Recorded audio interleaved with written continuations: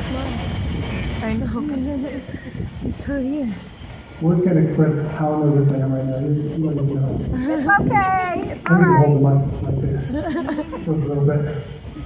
First and foremost, I want to start with welcoming some people that I want to make sure don't get overlooked. Students from AAP, congratulations on graduating. I'm very proud of you. All our students who are ESL students, who came from another country and learned the language here to succeed, congratulations to all of you.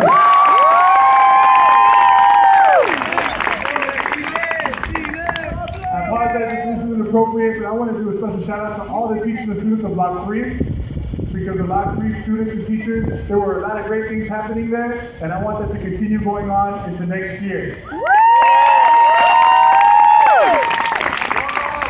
All the staff members of Animo Block 1, Dr. G, and all the teachers, I want to welcome them and shout out to them.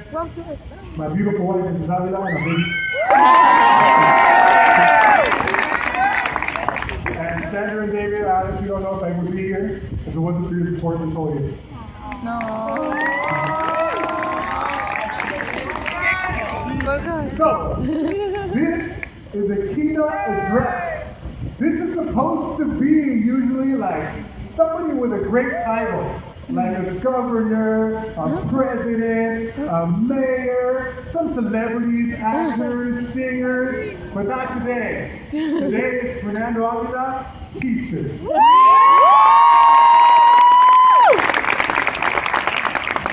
So let's start. That Locke 1 is home of successful saints, where everyone's expected to go to. Did somebody say jail? Because I know I heard it before.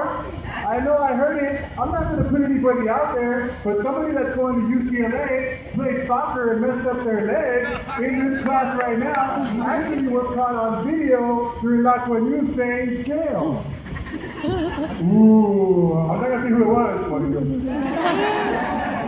And actually, it happened throughout, quite a few times throughout the year. And for as long as I've been here, one of the things that I've been working so hard for, one of the things I've been working so hard for is to break stereotypes. That stereotype is there. If you go to school in South LA, you're probably not going to make it. You might end up in jail or even worse. And that's what we're trying to stop. Researchers can predict, back in the 80s and 90s, they can predict that if you were born in South LA, they could predict with a 90% accuracy what was going to happen to you. And they would be right. They would know that there were high chances that you were going to drop out of school, you were going to end up in a game, or even worse. And the sad truth was, it has been true. Now, in front of me, I have the Halo. It's a yearbook for Locke High School in 1983. And funny enough, I just bumped into this yesterday, and it was perfect for my speech.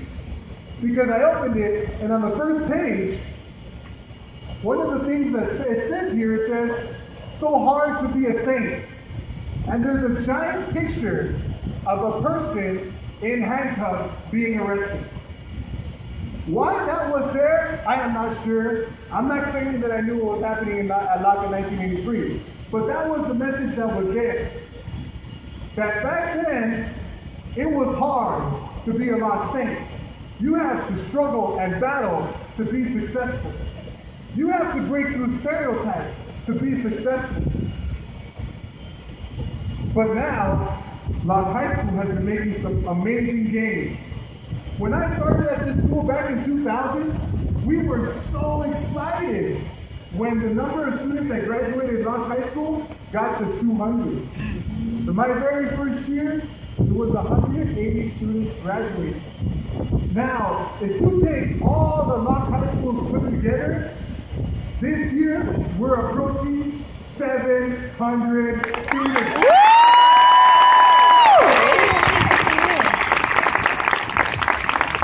And if you didn't know, the Newsweek magazine recently ranked Locke 1 as one of the top high schools in the nation.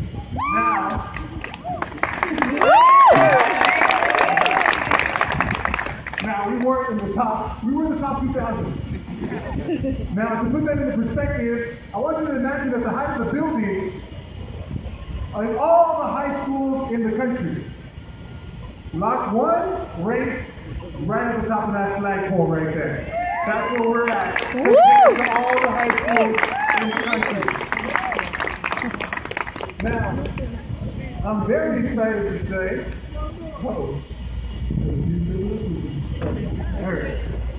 I'm very excited to say that we have quite a few alumni of Locke High School who have gone on to do great things. If you didn't know, Locke High School is the only school with 2 Hall of Fame baseball players, Ozzie Smith and Eddie Murray. They graduated Locke High School in the 1970s. We're the only high school in the country to have that. Another notable alumni, his name is Mr. Zeus Kubius. He graduated Locke High School in 1992, and he started the girls' soccer team. Without him, the girls' soccer team might not exist. Hope that picture wasn't important. But let's not talk about old timers like Mr. Kubius. Oh, dude, we already knew that. Let's talk about people that were sitting right in front of you. I'm sorry, right here, just when you guys were in middle school. I mean, possibly when you were freshmen. Patty Alonso, Locke State, in 2005. She majored in Cal State Long Beach in criminal justice and political science. She's working at the Orange County Public Defender's Office and is only 2 years away from becoming a lawyer. Wow. Carla Guzman, statistics major, graduated from UCLA this year, and she's on her way to become a statistician. We have Miguel Montiel and Tamar Pena, both graduates with English majors. I have to do that. Orlando Guzman, Cal State Long Beach, mechanical engineer, Locke High School, 2006. We have alumni coaching for us, Jesus Sandoval and CJ coaching softball, and Jesus coaching boys volleyball. Adriana Castañeda, sociology major, Cal State LA, Locke State 2005. Now she works with organizing unions to help minority workers keep their jobs. Juanita Johnson, she's at UCLA, graduating next year. Graduated Locke in 2010. And she was working to help increase retention rates of students in high schools, and she studied in Spain for a month. Alejandra Chavez, class of 2010, graduated from, or is in Dickinson College right now, with a math and Spanish degree. She's traveled to the Dominican Republic to help children out there, and traveled to the Midwest to help tornado victims. And finally, the one that I must say I'm most excited about, Luis Contreras, Locke, 2006. Graduated Cal State Dominguez Hills through El Camino College. Math major. Now currently a math teacher for Locke High School.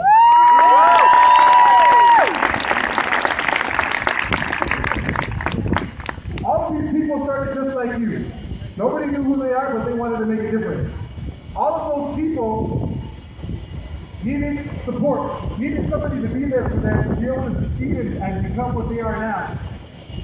For me, that person was my dad. I'm going to tell you a little story, which I get through without time. I'm going to tell you a story about what my dad tells me about when he crossed into the United States. Back in the 1970s, over 40 years ago, Dad was 15 years old. So imagine you guys as 9th graders. You all were pretty immature as 9th graders. And you're asked to go hundreds and hundreds and hundreds of miles away from home so you can find a better future for your family and your friends.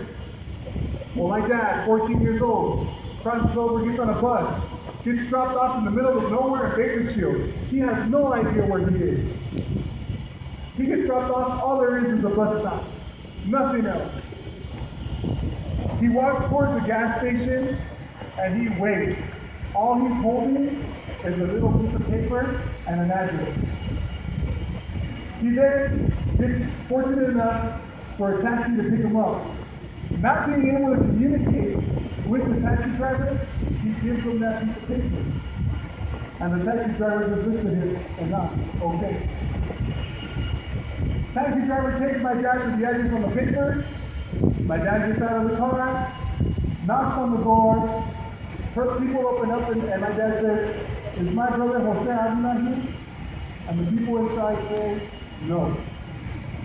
Now the point of the story is, this is me watching my dad.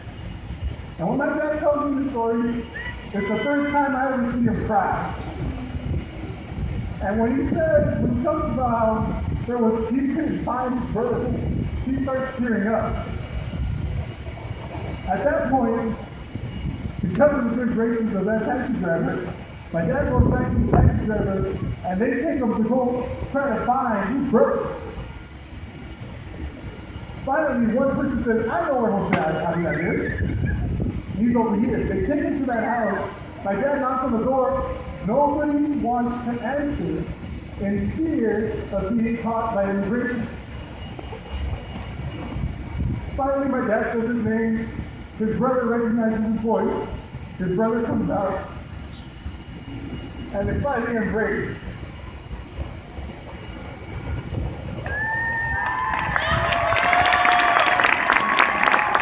And the tears that roll from my dad's eyes in front of me is a moment that I'll never forget. It was like I saw my 14-year-old dad right in front of me, living that emotion that he had 40 years back. Without the decision that he made 40 years ago, I wouldn't be here. Without the decision that people for you made, you wouldn't be here. For the teachers, they wouldn't be here if it wasn't for people sacrificing for them. So I want you to take a minute, and I want you to think of that person that has done that for you, that has helped you be what you are today. And I want you to stand up. I want you to stand up. I love you, Mom. I love you, Mom. And look forward. Thank you. Thank you.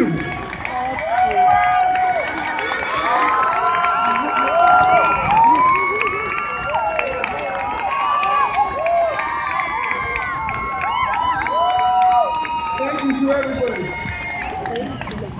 Now, class of 2013, you all did select one staff member as the person who you felt helped you throughout your 4 years here at Locke 1. That staff member is about to be surprised right now. That staff member was selected among some amazing names like Ms. Chu, Ms. Hicks, Ms. Coffey, Mr. Quesada, Mr. Ramos, Mr. Green, amongst many others, as what I like to call the recipient of the Always a Saint Award. The person that embodies what it takes to be a saint, and as voted upon by the class of 2013, I'd like to present this award to Mr. Albert Vasquez.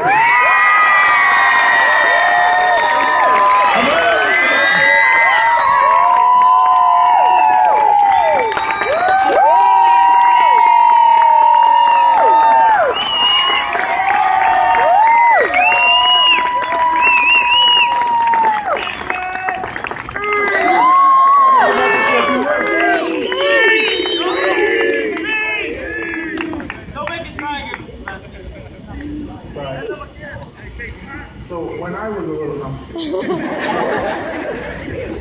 guys,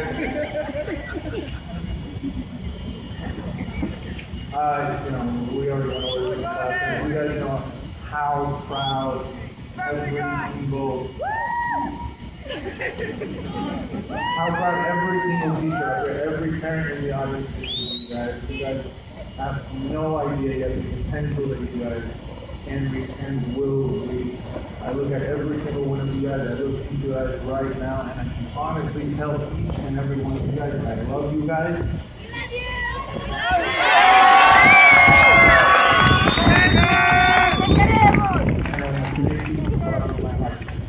so much for letting me learn from you guys. Thank you guys. I love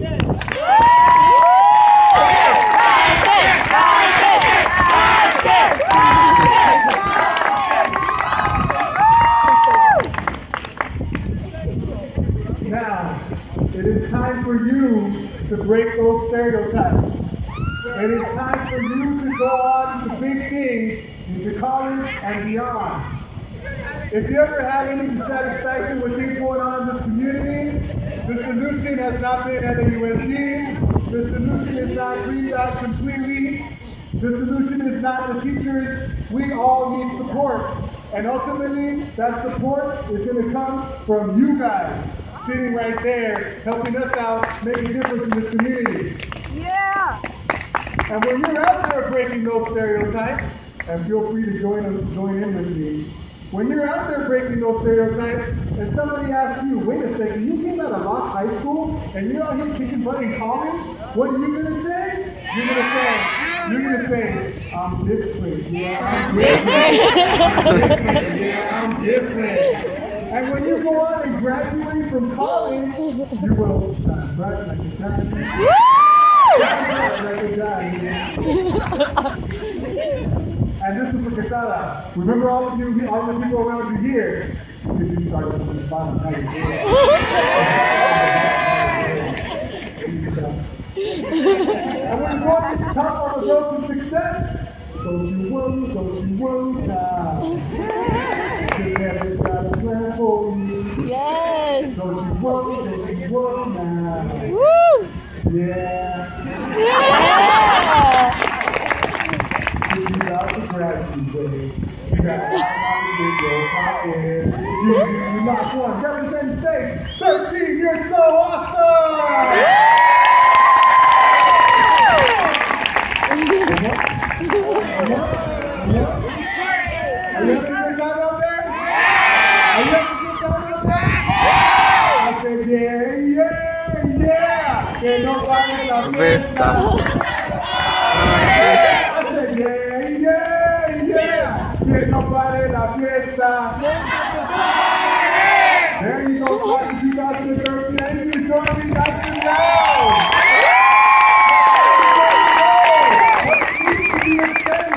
Because Locke 1 is only a successful state where everyone is about to go to college! Always the Saints! What's the last one? One love! One love! Thank you guys till our paths meet again. We will miss you. Great job. Congratulations.